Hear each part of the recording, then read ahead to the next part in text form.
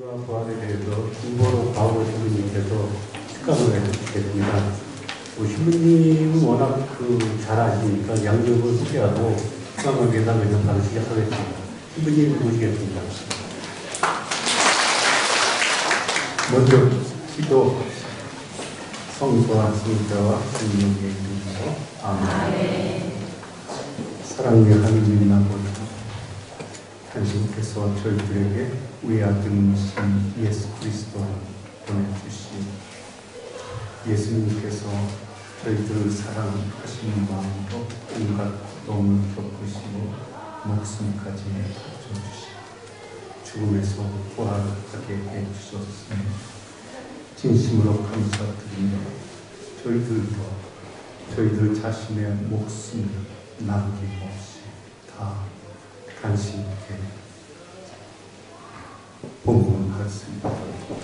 오늘 이 자리에 오신 형제 자매님을 한 분 한 분을 축복해 주시고 그리고 형제 자매님들 가정 식구들 건강하고 기쁘고 행복하게 살아갈 수 있도록 당신의 은총과 사랑으로 받아주소서. 이 모든 기도를 우리 주 그리스도를 통하여 비나이다. 아멘. 성부와 성자와 성령의 이름으로 아멘. 참 예수님. 네, 반갑습니다. 이제 사순절도 막바지에 접어들어가는 그 순간이 다가왔습니다. 네, 파스카 신기라고 부르는데요. 파스카, 그것은 원래 아람어라고요. 예수님하고 제자들이 직접 사용했던 언어가요. 아람말, 아람어입니다. 그 언어로 파스카라고 부르는데요. 한국어로 화월절 그렇게 부릅니다. 화월절, 화월축제. 화월이라는 한문인데요. 화가요, 무슨 화자냐 하면 진할 화자이고 콘돌 화자, 화. 월은 노목갈, 노물 원자. 그렇게 해서 화월절 파스카는 그 내용 그대로요. 진학하고 노목하고 콘노하는 그런 내용입니다. 그것은 유다교의 구약시대 유다교의 가장 큰 축제였는데요. 여러분도 잘 아시죠? 이스라엘 백성들이 에집트에 거기서 노예 종살이를 하고 있었습니다. 모세가 하느님의 부르심을 받고 이스라엘 백성을 에집트의 그 총살이 노예 상태에서 해반시켜주는 그 이야기가 있지 않습니까? 그렇게 하기 위해서 하느님께서 에집트 사람들에게 9가지의 여러 재난을 보내주시는데요. 그것은 구약 성경의 8줄기에 자세히 나와 있습니다. 마지막 9번째 재난이 뭐냐 하면 에집트 사람들의 집에 총사가 들어가서 첫 번째 태어난 마다들 그리고 가축들도요. 첫 번째 태어난 짐승들 모조리 죽입니다. 그런데 총사는 그 이스라엘 백성들의 집에는 들어가지 않았습니다. 어떻게 들어가지 않았는가? 그러기 위해서 하느님께서 모세에게 아주 자세한 그런 지시를 내리셔요. 그 아무 흠도 상처도 없는 깨끗한 1년생 숫양 아니면 숫염소를 집집마다 한 마리씩 잡아가지고요. 근데 어떤 집에서 식구들이 적어가지고 한 마리 다 먹지 못할 경우에는 이웃집하고 같이 해가지고 한 마리 잡아서 다 먹어야 합니다. 그날 밤에입니다. 근데 먹는 것들, 그것이 지금도 이스라엘 백성들이 그 파스카 축제의 예식을 그대로 하고 있어요. 지금도. 어떻게 하느냐 하면 그 양고기를 먹는데 지팡이를 손에 들고 허리에는 띠를 띠고 신을 신고 언제든지 에집트의 파라오 왕이 이스라엘 백성에게 나가라 하고 말이 떨어지자마자 이스라엘 백성들이 에집트에서 나갈 수 있도록 여행 가는 준비를 다 하고요. 그리고 그 여행 식사도요. 파스카 축제 식사가 아주 특별한 식사입니다. 1년생 양고기 아니면 염소 고기를 먹는데 그것하고 같이 아주 쓴 나물 야채죠. 그리고 누룩 없이 구운 빵. 누룩이란 지금 저희들이 이스트라고 효모. 그걸 넣지 않고 빵을 구우니까 부어 올라가지 않습니다. 빈대떡이라고 할까 부침처럼요. 얇은 겁니다. 그래서 지금도 미사 때 체병 축성된 빵이라고 부르는 예수님의 몸 바로 그런 식으로 해서 성제 저희들이 모시는 겁니다. 그렇게 해서 양고기 그리고 순나물 그리고 누룩 없이 구운 빵 그것을 서둘러 먹어야 한다. 다 일어서서 안 주면 안 돼요. 그날 밤에.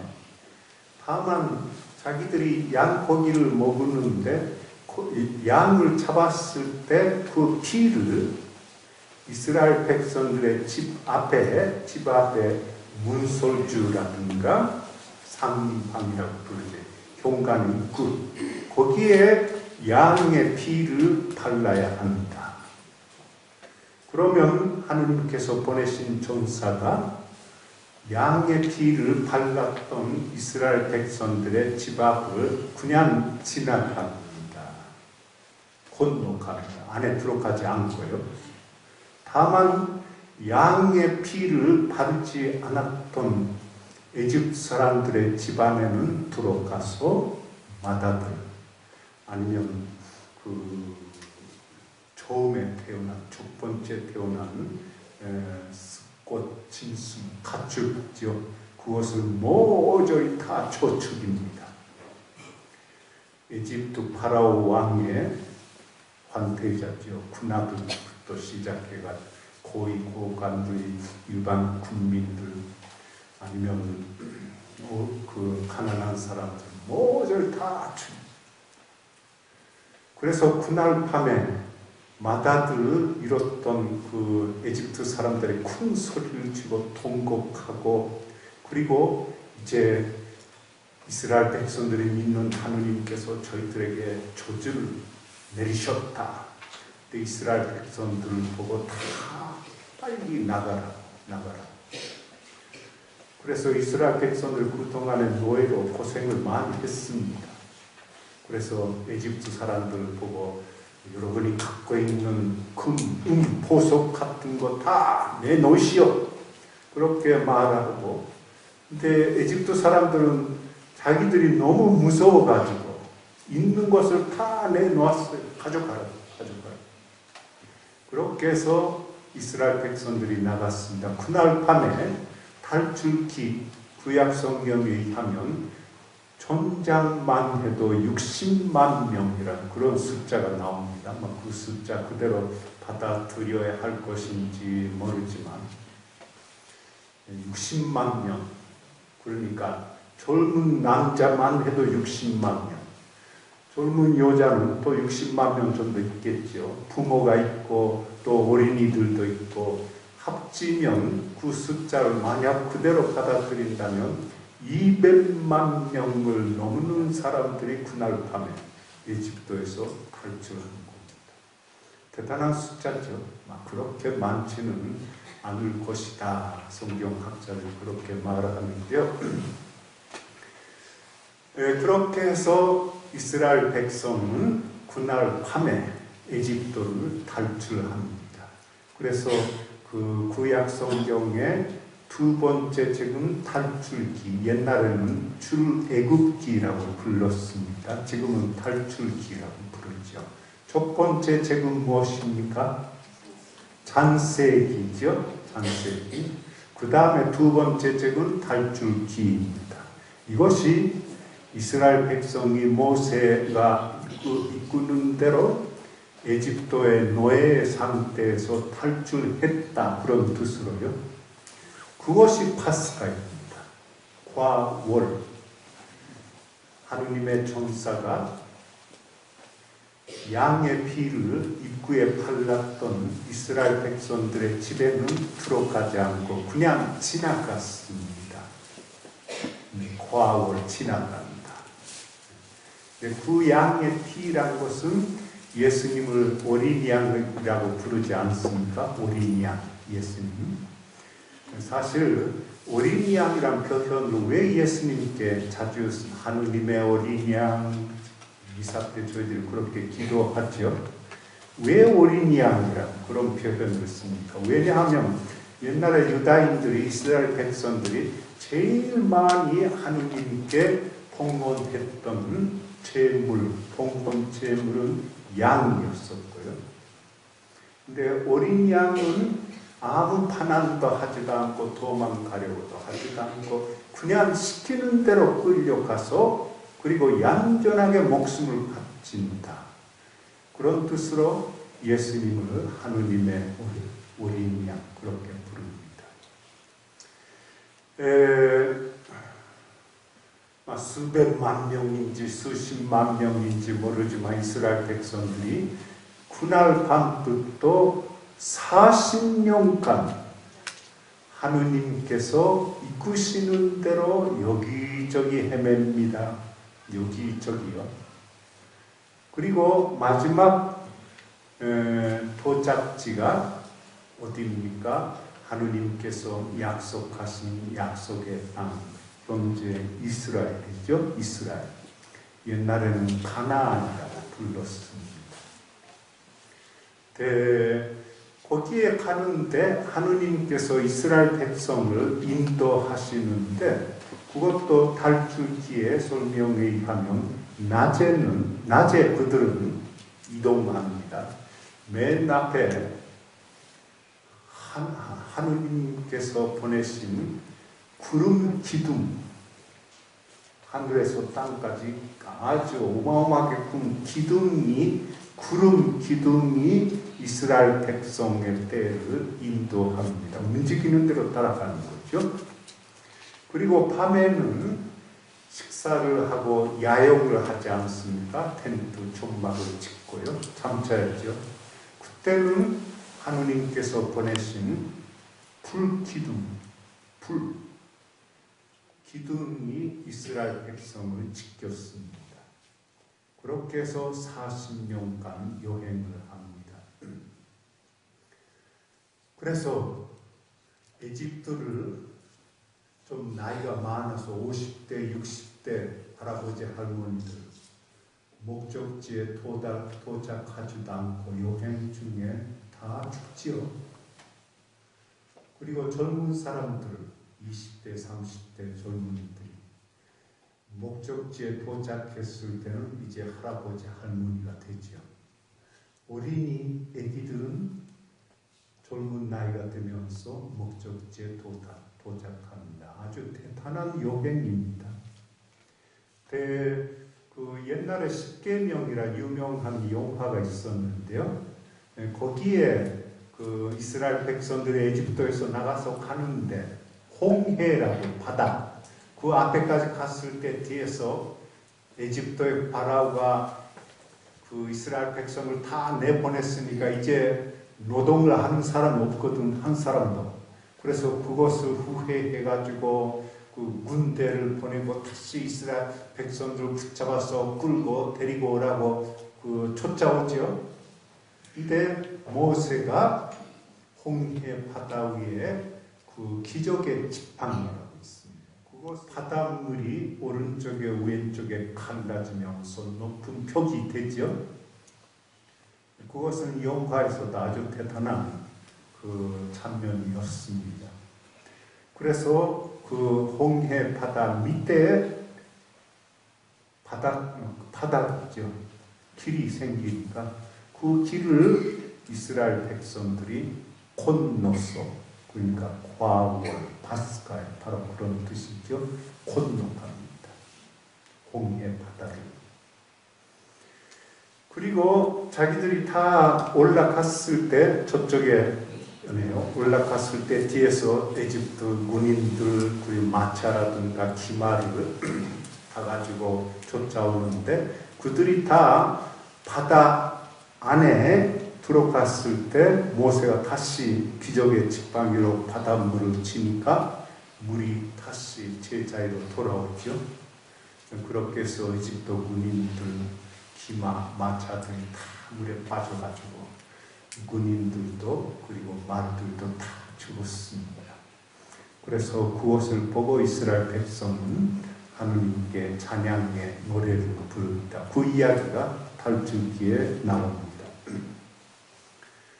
그 후에도요, 그 이스라엘 백성들이 마침내 40년 후에 도착하는데, 여행을 하면서도 40년간 너무 고생이 많으니까 하느님께 불평불만하고 잘못을 저지르고 그럴 때마다 하느님께서 벌을 내리시죠. 사람들이 뭐 죽음을 당한다든가 그렇게 됩니다. 그래서 잘못을 뉘우치고 그리고 용서를 빌면 하느님께서 용서를 하시고 다 또 복을 내려주시고, 그것을 반복합니다.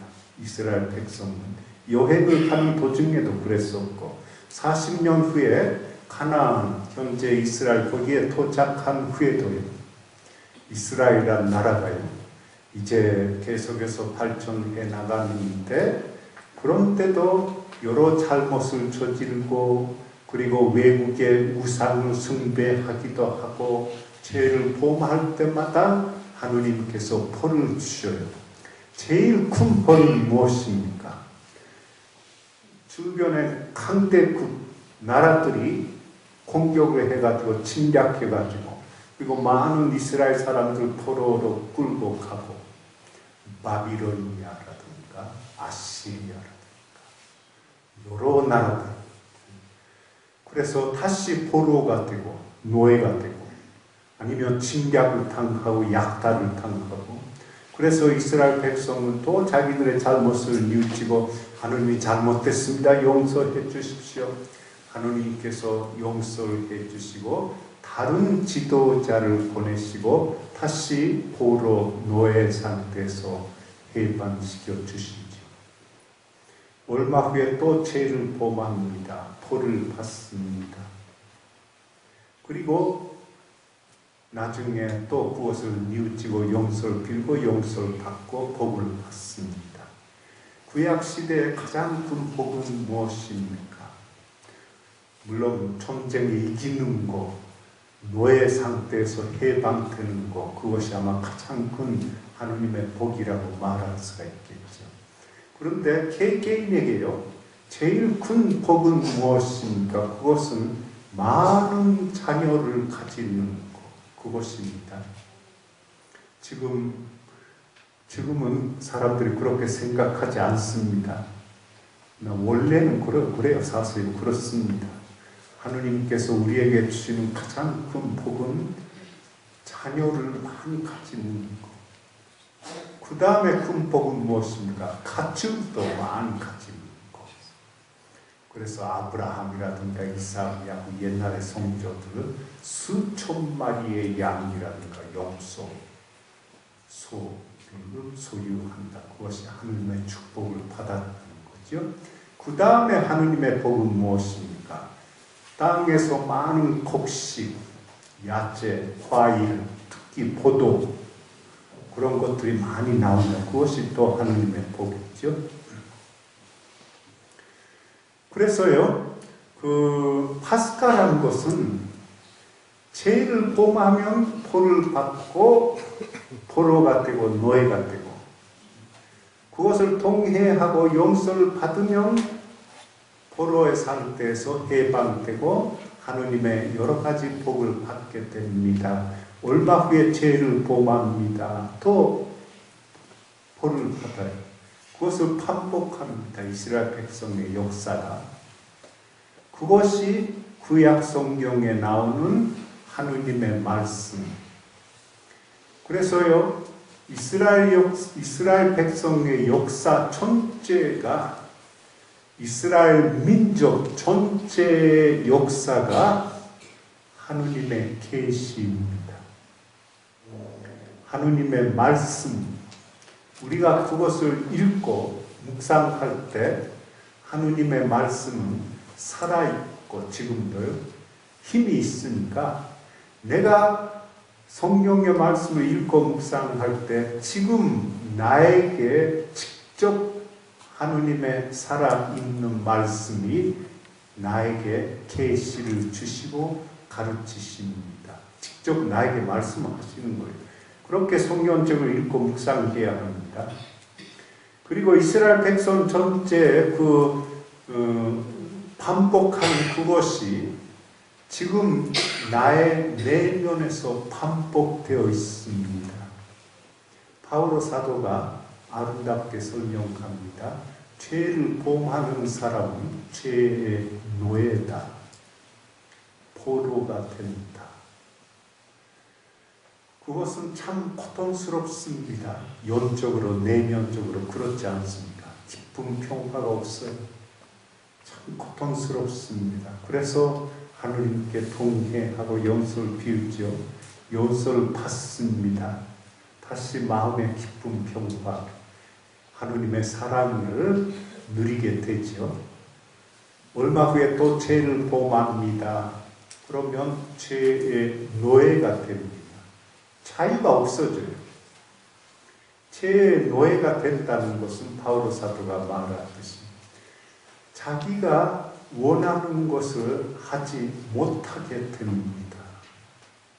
그 죄의 노예, 포로가 된다. 그런 표현은 수천 년 전에 이스라엘 백성, 바오로 사도도 사용했지만 현대로 표현한다면 중독이 된다. 중독. 중독이라는 것은 그것을 하지 않을 수가 없는 그런 상태. 하지 않으면 몸이 떨리고 가만히 있을 수가 없고 이상한 환상을 보고 그리고 여러 돌팔적인 그런 행동을 한다든가 중독이라는 참 무서운 거죠. 여러 가지 중독 있지 않습니까? 마약 중독도 그렇지만 여러 가지가 있습니다.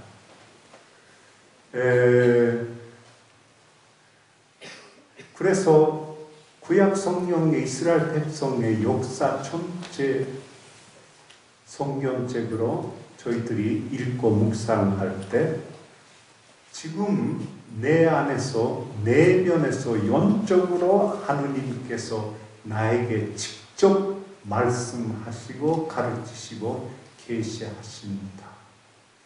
죄를 범하는 것은 결코 기쁨이 없고 평화가 없고 행복도 없다.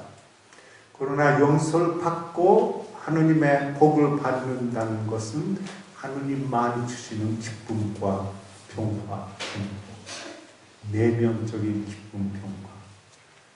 그것이 참 우리에게 필요하고 그런 소중한 그런 것입니다. 이스라엘 백성의 역사의 축소판, 지금 내 안에서 내면에서 반복되어 있습니다. 이스라엘 백성은 목적지에 도착한 후에요. 여러 차례의 파스카 축제, 과월절 축제를 합니다. 특히 아주 고약하고 나쁜 왕들도 많이 있었지만 좀 거룩한 그런 왕들도 있었습니다. 히즈기야 왕이라든가 요시야 왕이라든가 그런 왕들은 백성들에게 좀 좀 기도도 열심히 하도록 하고 못된 짓을 하지 않도록 선행을 실천하고 특히 고통받는 사람, 가난한 사람에게 사랑과 친절을 베푸도록 하고 그렇게 해서 파스카 축제, 화원절 축제를 아주 성대하게 했습니다. 근데 그 후 점점 이 파스카 축제는 1년에 한 번 그렇게 하도록 그렇게 되었습니다. 해마다요. 최에서 하느님의 축복 건너가는 거예요. 넘어가는 이것이 파스카이거든요. 그것은 원래 하느님께서 이 세상을 창조하셨을 때 창조하시기 전에는 아무것도 없었죠. 아무것도 없었습니다. 어둠. 근데 하느님께서 창조하시면서 빛이 생기고 세상이 생기고 샘물들, 나무들, 나중에 인간도 생기죠. 콘노캄, 파스카, 콘노캄. 그것을 원래 뜻합니다. 첫 번째 이스라엘 백성의 성조, 첫 번째 아버지가 누구인지 아세요? 아브라함이죠. 그때부터 이스라엘 민족, 이스라엘 역사가 시작하는 거죠. 아브라함의 아들이 누군지 아세요? 이삭. 이삭은요, 예수님의 죽음을 거쳐서 부활로, 이것이 파스카이거든요. 그것을 제일 닮은 인물이 바로 아브라함의 아들 이삭입니다. 아브라함의 이야기 여러분도 아실 거예요. 아브라함은 부인이 사라였는데 그 부인은 아기를 못 낳는 여자였습니다. 그런 여자가 가끔 나옵니다. 구약 성경에. 아까도 말했듯이 하느님께서 주시는 가장 큰 복은 자녀를 많이 가지는 것. 그래서 여자로서 많은 자녀를 가지는 것은 제일 기쁘고 행복한 그런 것이었습니다. 저희 가족은 현재가 12명입니다. 옛날에 열심히 한 가족은 자녀들이 많았습니다. 하여튼 그런데 아브라함의 부인 사라는 아이를 못 낳는 여자, 그것은 옛날에 구약시대의 여자로서는 제일 고통스러운 일, 하느님의 벌을 받았다. 사람들 앞에서 제일 창피스러운 그런 일이었습니다. 그래서 사라는 아브라함에게 말하죠. 자기가 아기를 낳지 못하니까 여종을 통해서요, 아이를 낳도록 그렇게 하지 않습니까? 하갈이고요. 하갈. 그래서 여종을 통해서 아이를 가지게 되는데 이스마엘. 그런데 하느님의 천사가 어느 날 나타나가지고 1년 후에 사라가 아이를 낳을 것이다. 그렇게 예언을 합니다. 예수님의 탄생도 오래전부터 예언자들이 예언을 했습니다. 이것으로 이삭하고 예수님 먼저 비슷한 점이고요. 그리고 1년 후에 아이가 태어납니다. 그때 아브라함은 100살, 사라가 99세, 그런 나이. 그래서 마침내 아기를 갖게 됐으니까 얼마나 기뻐하고 그 아이 이삭인데요. 외아들. 예수님도 외아들이시죠. 이삭도 외아들이에요. 이것도 비슷한 점입니다. 그리고 부모님의 사랑을 받고 자라납니다. 그런데 어느 날 하느님께서 아브라함에게 말씀하시죠. 너의 아들 이삭을 번제물로 바쳐라. 번제물이라 무슨 뜻이냐 하면요, 양이라든가 염소를요 완전히 불살라 버린 보통 그 다른 재물은요, 그 잡아서 봉헌하는데 어떤 부분, 사제가 어떤 몫을 가져가서 먹기도 하고, 봉헌한 사람이 어떤 부분을 나중에 먹기도 하고 그렇게 합니다. 그러나 본제물은 하나도 남지 않고 하느님께 남김없이 완전히 불로 태워서 봉헌 본제물. 하느님께서 아브라함에게 이삭을 본제물로 바쳐라 그렇게 말하죠. 아브라함이 얼마나 괴로워합니까? 그런 말은 성경책에는 없어요. 그래서 아브라함이 이삭에게 말을 합니다. 모리아 산에 가서 하느님께 번제물을 바치자. 그렇게 해서 여행가는 4일 걸려요. 나귀를 끌고 일하는 그 하인도 2사람 정도 데리고 그리고 갑니다. 근데 그 산의 밑에 도착했을 때요, 나귀라든가 하인들 그대로 두고 아브라함과 이삭이 산을 올라갑니다. 이삭은 창작을 어깨에 메고 올라갑니다. 근데 아브라함은 풀하고 칼을 손에 들고요, 같이 올라가요. 근데 이삭은 아무것도 몰라요. 산을 올라가면서 아주 단순하게 물어봅니다. 아버지, 왜 그래? 저희들이 창작도 있고 칼도 있고 불도 있는데 하느님께 봉헌하는 제물은 어디 있습니까? 근데 아브라함은 그때 얼마나 괴롭습니까? 그때는 이삭에게 우리가 거기 가면 하느님께서 마련해 주실 것이다 그렇게 말하죠.